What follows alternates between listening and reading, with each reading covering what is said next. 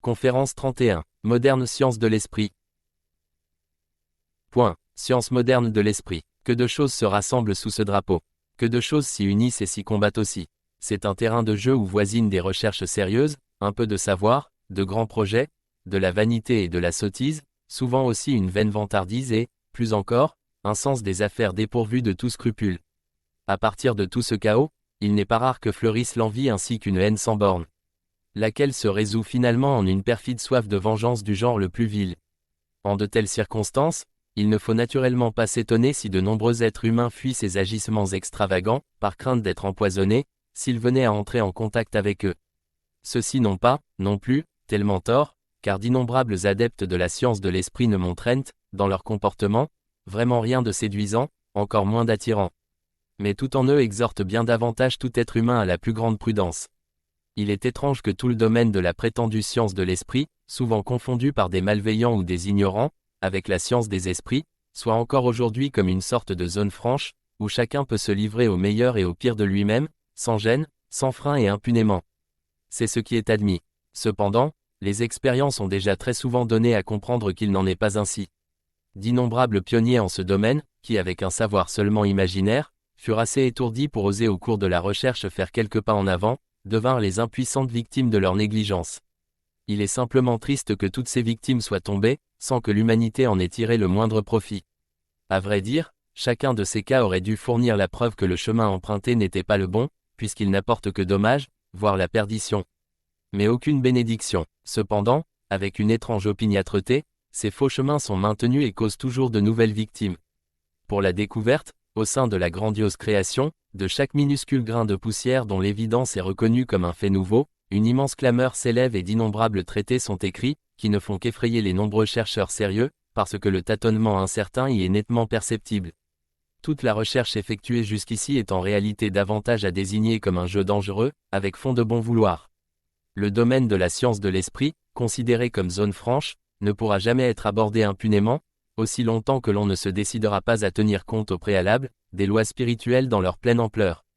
Toute opposition, consciente ou inconsciente, c'est-à-dire toute inobservance de ces mêmes lois, ce qui est synonyme d'infraction, doit, dans son inévitable fonction de réciprocité, atteindre l'être humain téméraire, frivole ou étourdi, qui ne les observe pas exactement, ou qui n'est pas capable de les observer. Vouloir explorer le non-terrestre avec des moyens et des possibilités terrestres n'équivaut à rien d'autre que d'abandonner seul dans une forêt vierge un enfant non développé, non encore familiarisé avec les dangers terrestres, là où seul un être humain équipé en conséquence, dans sa pleine force et avec toute sa prudence, pourrait avoir une chance de la traverser indemne.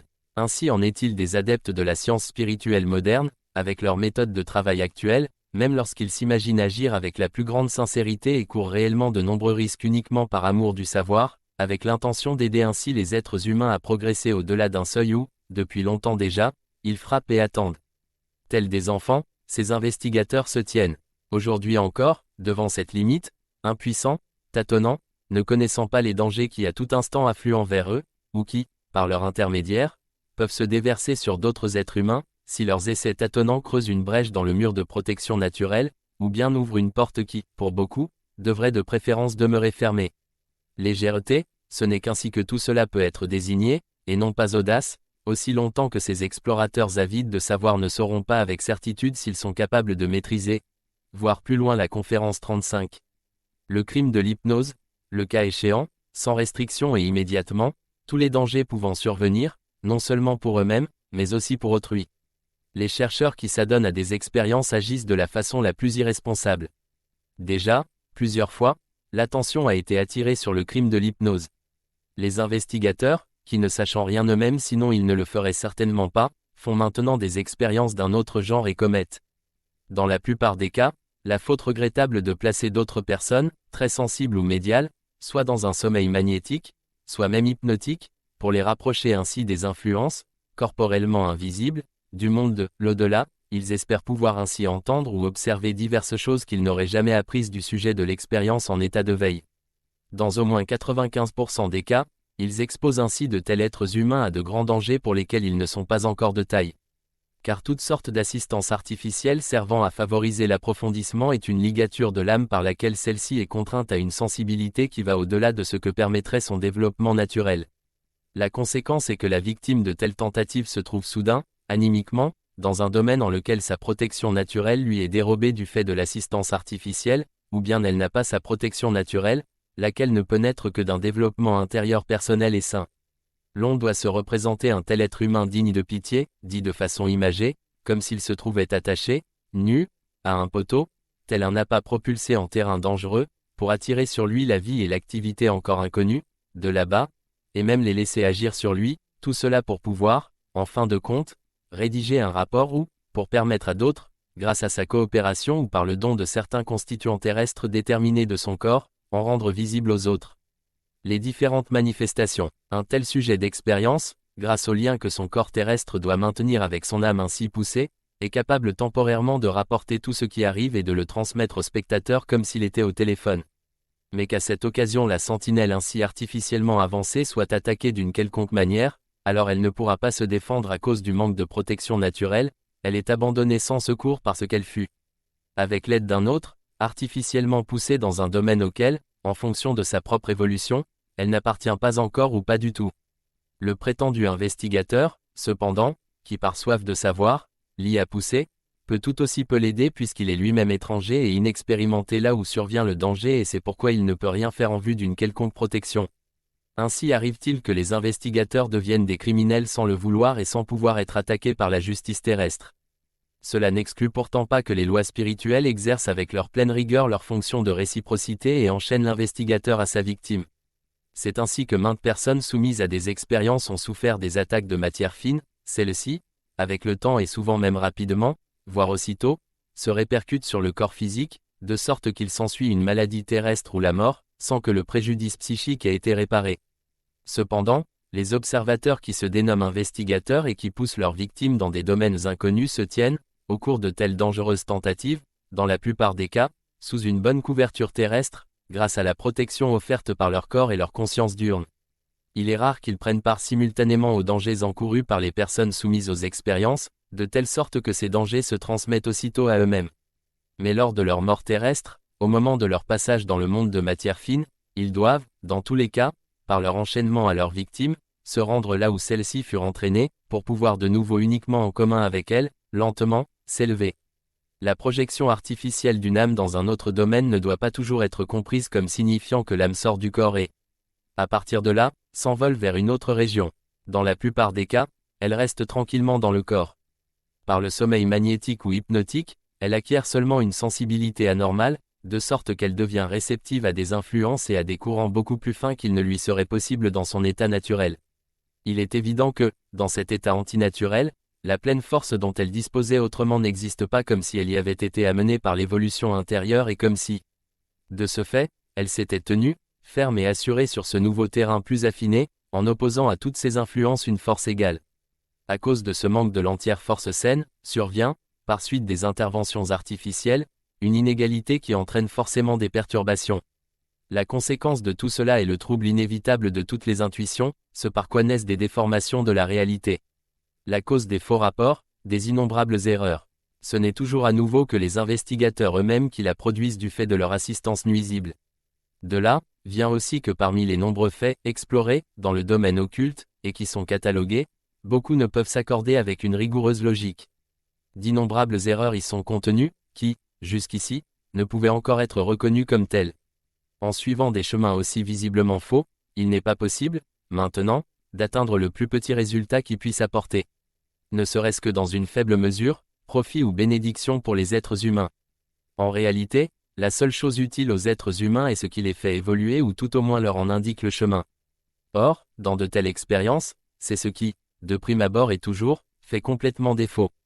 Par une assistance artificielle, un investigateur arrive, parfois, à pousser un quelconque être humain particulièrement sensible ou médial hors de son corps terrestre de matière dense jusque dans le monde de matière fine se trouvant le plus proche. Mais pas de l'épaisseur d'un cheveu plus haut que le niveau auquel celui-ci appartient de toute manière et de façon correspondante à sa propre constitution intérieure. Au contraire, par une aide artificielle, il ne peut même pas l'amener aussi haut, mais toujours seulement dans son entourage terrestre immédiat. Cet entourage le plus proche du terrestre ne peut receler que cette partie de l'au-delà qui est encore étroitement liée au terrestre, et qui par sa médiocrité, ses vices et ses passions, demeure enchaînée à la terre. Naturellement, Il arrive aussi qu'ici ou là, quelque chose de plus évolué séjourne passagèrement dans cet entourage. Mais on ne peut pas toujours compter là-dessus. Ce qui est plus élevé ne peut pas, en raison de motifs purement conformes aux lois naturelles, se trouver là. L'univers sortirait plutôt de ses gonds, ou bien alors, il faudrait, en effet, qu'il existe dans un tel être humain, un terrain pour l'ancrage de la lumière. Mais que ceci puisse être cherché par une personne servant de sujet d'expérimentation ou chez un tel investigateur qui tâtonne en cette matière est à peine concevable. Le danger et l'inutilité de toutes les tentatives subsistent donc. Il est certain aussi que quelque chose de réellement plus haut ne peut pas, sans la présence d'un être humain très évolué, purifiant tout ce qui est plus grossier, parvenir dans la proximité d'un médium, et encore bien moins parler à travers celui-ci. Des matérialisations provenant de cercles plus élevés n'entrent pas du tout en considération, et encore moins, ces jeux taquins affectionnés, comme les coups frappés, les mouvements d'objets, etc. Le gouffre est beaucoup trop grand pour que, sans plus, il puisse être recouvert d'un pont. Toutes ces choses ne peuvent, en dépit d'un médium, être exécutées que par ces habitants de l'au-delà qui sont encore très étroitement liés à la matière. Si cela était possible autrement, donc si le haut pouvait aussi facilement entrer en relation avec l'humanité, le Christ n'aurait pas du tout eu besoin de devenir être humain, mais il aurait pu remplir sa tâche sans ce sacrifice. Revoir la conférence 14. Le Rédempteur. Les êtres humains d'aujourd'hui ne sont certainement pas plus évolués animiquement qu'ils ne l'étaient à l'époque terrestre de Jésus, de sorte que l'on ne peut admettre qu'une liaison avec la lumière soit, aujourd'hui, plus facile à établir qu'alors. Les scientifiques de l'esprit disent, toutefois, qu'ils poursuivent, en premier lieu, l'objectif de constater la vie de l'au-delà, notamment la continuation de la vie après la mort terrestre, et en raison du doute général qui règne actuellement. Il faut des documents forts et sérieux, c'est-à-dire des preuves terrestrement tangibles pour créer une brèche dans les positions défensives des adversaires. Cette motivation n'excuse pourtant pas le fait que des âmes humaines soient toujours et toujours mises en jeu de si inconséquentes manières. En outre, il n'existe absolument aucune nécessité contraignante à vouloir absolument convaincre des adversaires malveillants. Il est bien connu, et cela ressort aussi des déclarations du Christ, qu'ils ne seraient pas prêts à croire, même si un ange venait directement du ciel pour leur annoncer la vérité. Après son départ, ils affirmeraient même qu'il s'agissait d'une hallucination de masse et non pas d'un ange, ou bien ils utiliseraient une autre excuse. Et s'il leur était apporté quelque chose ou quelqu'un qui demeure terrestre, donc ne disparaît pas de nouveau ou ne devient pas invisible, alors ils trouveraient encore d'autres échappatoires, précisément parce que cela paraîtrait trop terre à terre pour ceux qui ne veulent pas croire à l'au-delà. Ils ne reculeraient pas devant le fait de présenter une telle preuve comme une tromperie, et un tel être humain comme un rêveur, un zélateur, voire même un imposteur. Qu'il s'agisse donc de trop terrestre ou de non terrestre, ou même des deux, ensemble, ils trouveraient toujours matière à critiquer et à mettre en doute. Et lorsqu'ils ne savent plus du tout comment se tirer d'affaire, alors ils se lancent dans la souillure, passent même à des attaques plus vigoureuses et ne reculent pas devant des actes de violence. Pour convaincre ces gens-là, des victimes ne sont pas requises, encore moins pour beaucoup de prétendus adhérents. Par une étrange sorte d'orgueil, ceux-ci s'imaginent pouvoir, du fait de leurs croyances bien souvent quelque peu confuses et fantaisistes, poser des exigences à la vie de l'au-delà afin d'être capables, eux aussi, de voir et d'expérimenter quelque chose. Ils attendent, de leur guide, des signes de l'au-delà, en récompense de leur gentillesse. Les attentes manifestent qu'ils colportent avec eux de façon vraiment ridicule ainsi que leur sourire qui est celui de ceux qui en savent beaucoup et pardonnent avec indulgence se révèle bien souvent comme l'étalage de leur ignorance véritable. C'est un poison que de vouloir donner encore des représentations à ces masses, car étant donné qu'ils s'imaginent tellement tout savoir, les expérimentations ne leur sont pas beaucoup plus profitables que des heures de distraction bien méritées, au cours desquelles les êtres de l'au-delà doivent jouer le rôle d'artistes de variété. Mais laissons ces grandes expérimentations de côté et considérons les petites, comme les tables tournantes. Celles-ci, loin d'être aussi inoffensives qu'on le pense, constituent au contraire, un très grave danger par leur possibilité facile de propagation. Chacun devrait être mis en garde contre elles. Les initiés doivent, avec horreur, s'en détourner, lorsqu'ils voient à quel point l'on se comporte légèrement avec ces choses. Combien d'adeptes cherchent, en de nombreux cercles, à montrer leur savoir, soit avec un sourire, soit avec un chuchotement mystérieux. Ils introduisent ainsi dans les familles une expérience qui semble n'être qu'un jeu avec des lettres. Et qui, à l'aide d'un verre ou de tout autre moyen, par une légère imposition de la main, est dirigée ou attirée vers différentes lettres, formant ainsi des mots. Avec une vitesse inquiétante, tout ceci s'est développé jusqu'à devenir des jeux de société que l'on pratique, au milieu des rires, des railleries, et parfois même d'agréables frissons. Quotidiennement, s'assoient autour d'une petite table dans les familles, des dames de tous âges, des vieilles ou des jeunes, Parfois aussi sont-elles seules devant des lettres dessinées sur carton, lesquelles doivent être tracées d'une façon tout à fait déterminée, afin que ne manque pas le tour de passe-passe qui stimule l'imagination et qui d'ailleurs est complètement inutile, car tout irait aussi bien sans eux, pour peu que la personne concernée s'y prête un tant soit peu. Et des personnes de ce genre sont innombrables. Les modernes scientifiques de l'esprit et les dirigeants des associations occultes s'en réjouissent, puisque de véritables mots et phrases se trouvent réellement formés, sans que l'exécutant ne les ait pensés ni consciemment ni inconsciemment. Il devient un convaincu et ainsi grossit le nombre des adeptes de l'occultisme. Les écrits des directions occultes attirent l'attention là-dessus, des orateurs interviennent en faveur de cela, des accessoires sont fabriqués et vendus, qui facilitent tout ce scandale. Ainsi, le monde occulte dans sa presque totalité apparaît comme un très efficace agent des ténèbres, avec la sincère conviction d'être ainsi des prêtres de la lumière. Ces événements prouvent, à eux seuls déjà, la parfaite ignorance qui repose dans les tentatives occultes de ce genre. Ils montrent que personne, parmi tout cela, n'est réellement voyant. On ne peut pas faire valoir comme preuve du contraire si, ici et là, un bon médium s'est développé à la suite de tels débuts, ou plutôt, ce qui est plus juste, qu'au début un bon médium y ait été passagèrement engagé.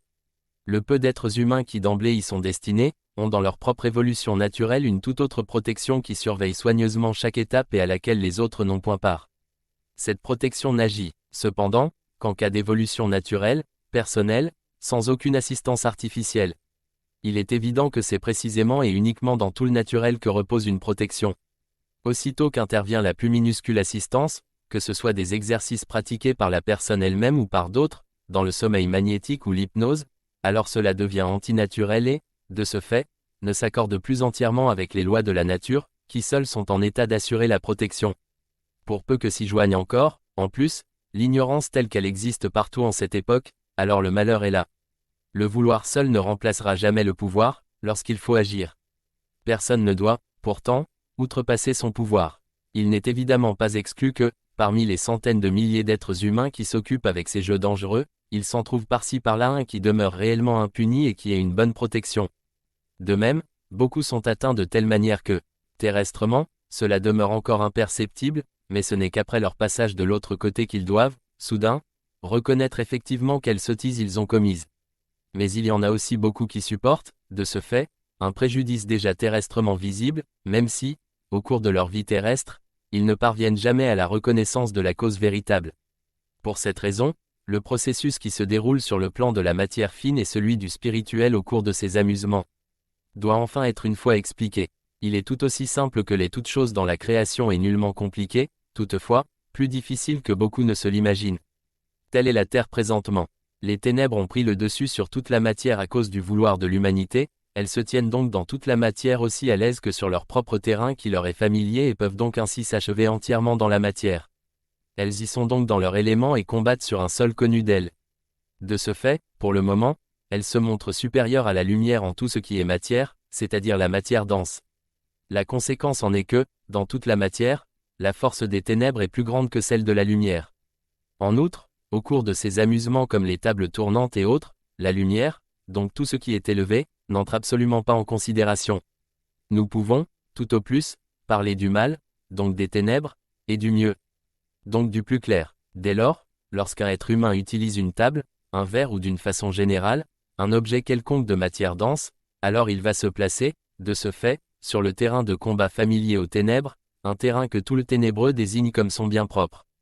Il lui concède ainsi, d'emblée, une force, contre laquelle il ne peut mobiliser une protection correspondante.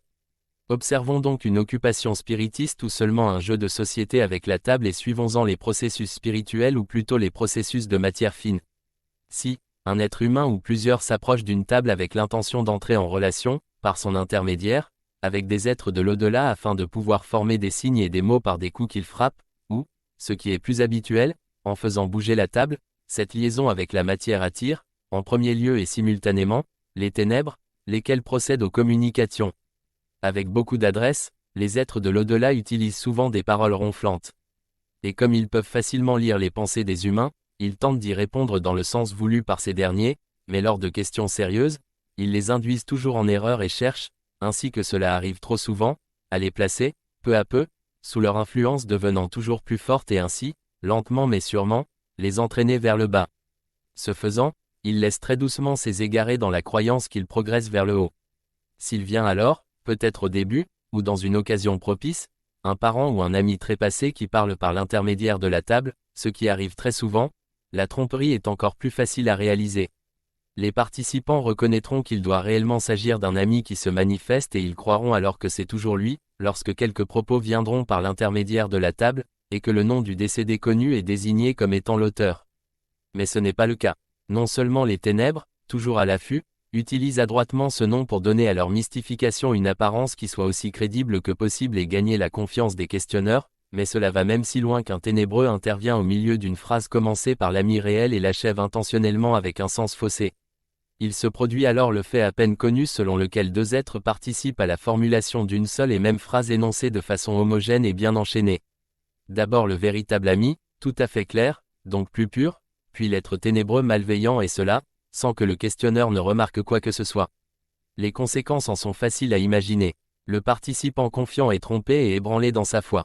L'adversaire utilise le phénomène pour le renforcement de sa raillerie et de ses doutes, parfois en vue d'attaques violentes contre la cause tout entière.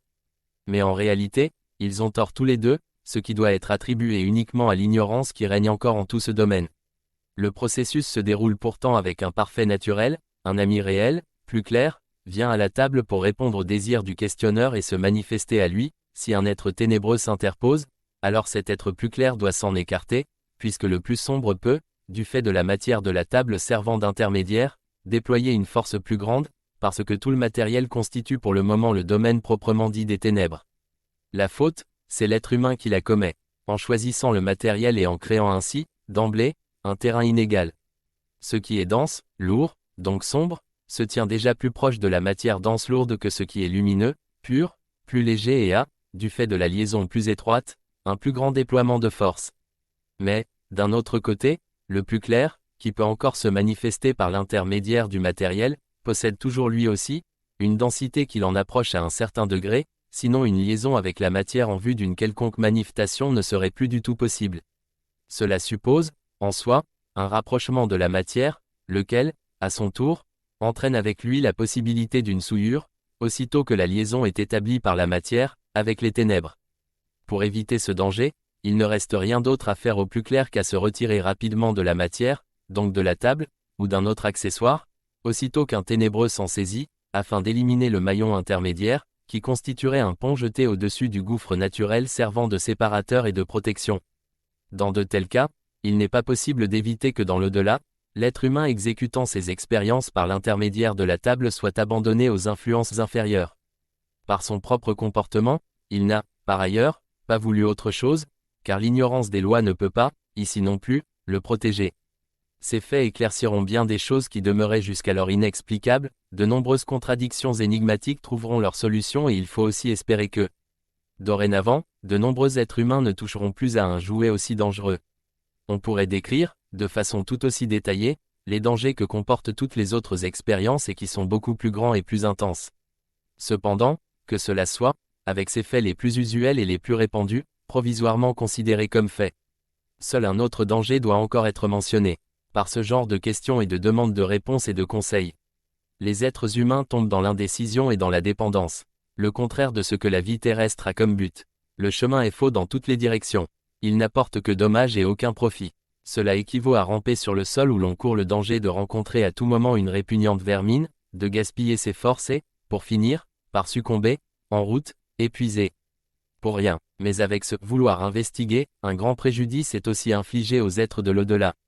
À beaucoup de ténébreux est ainsi fournie l'occasion et même directement induit en tentation, de faire le mal et de se charger d'une nouvelle culpabilité, à laquelle, autrement, ils n'auraient pas pu parvenir aussi facilement. D'autres sont, du fait de l'enchaînement constant de leurs désirs et de leurs pensées, entravés dans leur aspiration à s'élever.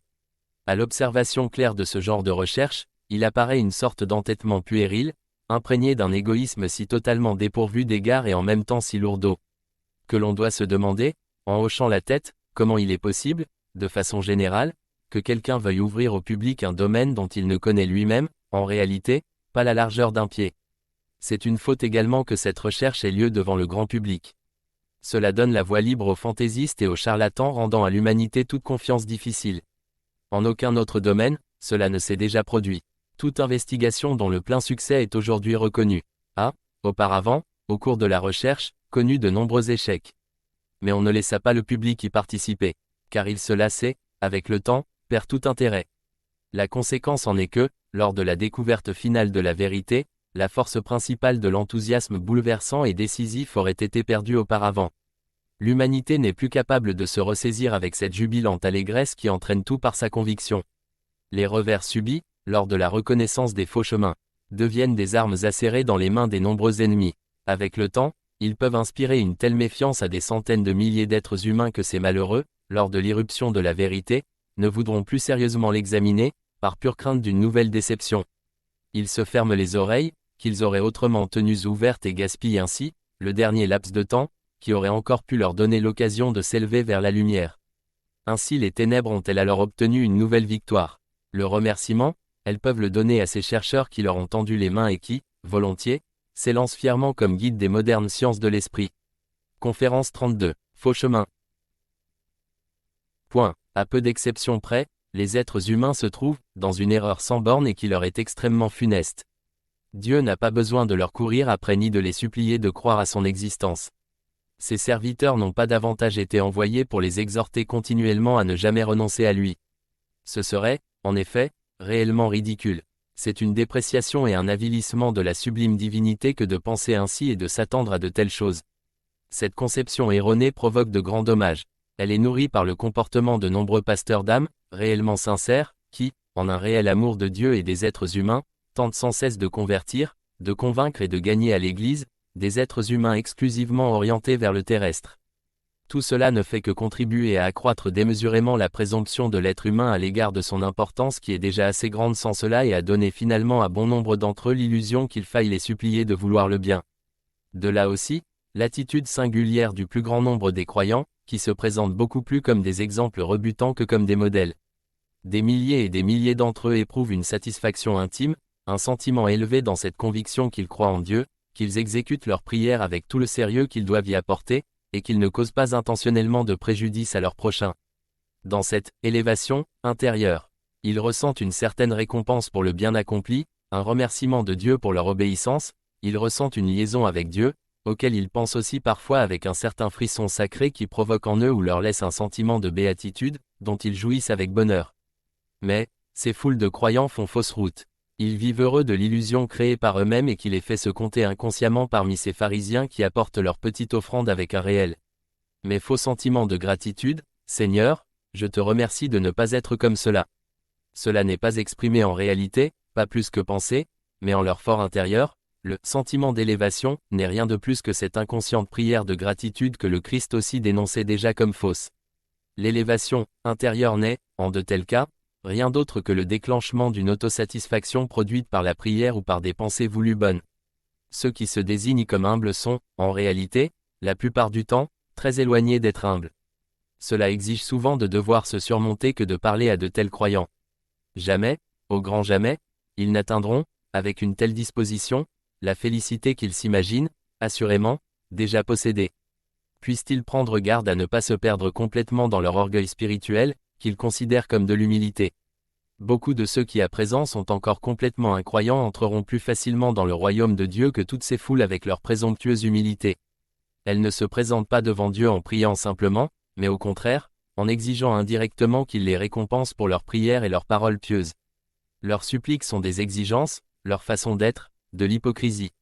Elles seront balayées de devant sa face, comme de la balle vide. Elles recevront leur salaire, mais autrement qu'elles ne le pensent. Elles se sont suffisamment rassasiées, déjà sur terre, dans la conscience de leur propre valeur. Le sentiment de bien-être disparaît bientôt lors de l'entrée dans le monde de matière fine où l'intuition, à peine pressentie ici-bas, reprend sa place, tandis que le sentiment, uniquement produit par les pensées jusque-là prédominantes, s'évanouit dans le néant. L'attente intérieure silencieuse et soi-disant humble de quelque chose n'est en réalité rien d'autre qu'une exigence, même lorsque cela est exprimé autrement par de bien belles paroles. Toute exigence est, cependant, une prétention. Dieu seul est en situation d'exiger. Le Christ, lui non plus, n'est pas venu en implorant les êtres humains avec son message, mais en avertissant et en exigeant. Il a donné, certes, des explications au sujet de la vérité, mais il n'a pas placé de récompense devant les yeux des auditeurs pour les appâter, afin de les stimuler à devenir meilleurs. Il commanda seulement aux chercheurs avec calme et sévérité, Allez et agissez en conséquence. C'est en exigeant que Dieu se tient devant l'humanité, et non pas en séduisant ou sollicitant, ni en se lamentant ou en s'affligeant. Tranquillement, il abandonnera aux ténèbres tous les mauvais et même tous les hésitants. Pour que ceux qui aspirent aux hauteurs ne soient plus exposés aux attaques et pour laisser les autres vivre à fond et d'expérience, tout ce qu'ils considèrent pour juste, afin qu'ainsi ils parviennent à la reconnaissance de leur erreur. Bonjour à tous, j'espère que vous allez bien. Prochainement, nous aurons la lecture des conférences 33 et 34, intitulées respectivement Être humain idéaux et Rejeter sur lui toute faute. Parlant forcément de comment les êtres humains rejetaient toutes les fautes sur l'œuvre même de la création. Donc, on se dit à tout à l'heure.